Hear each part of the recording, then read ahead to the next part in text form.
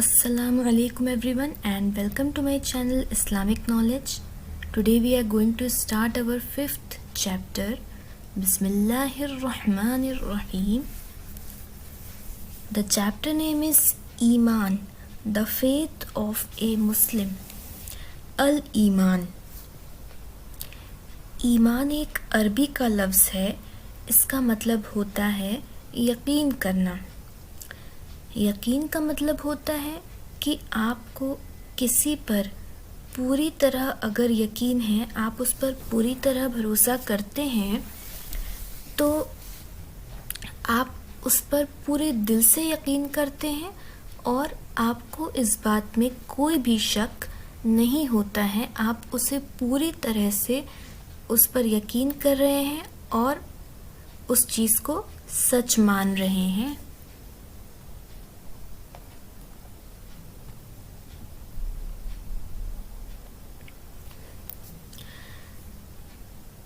यकीन करना और शक करना दोनों ही बिल्कुल अलग चीज़ें हैं.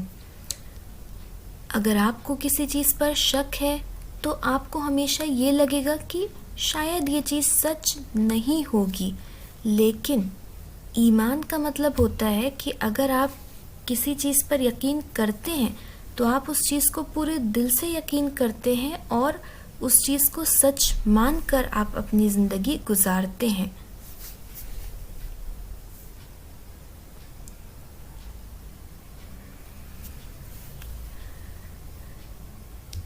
दिल जो होता है वो सच पे यकीन करता है. ज़ुबान और होठ उस सच का ऐलान करते हैं और इस तरह से वो सच, वो जो चीज़ होती है वो हमारे पूरे बॉडी पार्ट्स में पहुंच जाती है. फेथ, ईमान. ईमान उजाला है, ईमान रोशनी है और शक अंधेरा है. शक अंधेरा लेकर आता है और ईमान रोशनी लेकर आता है.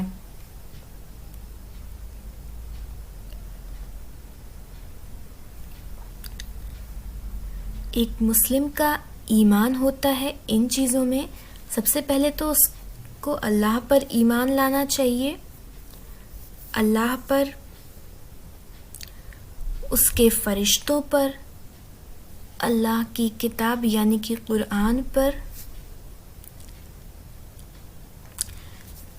अल्लाह के रसूलों पर, फैसले के दिन पर, क़यामत के दिन पर और खुदा की तकदीर पर, खुदा की बनाई हुई तकदीर पर एक मुस्लिम का ईमान होता है.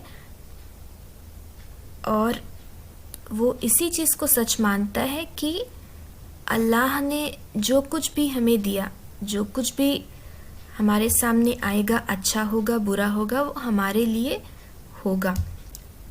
अल्लाह ने वो चीज़ हमारे लिए बनाई है और उसमें अल्लाह ने कुछ ना कुछ सोच कर ही वो चीज़ें हमारे लिए दी हैं.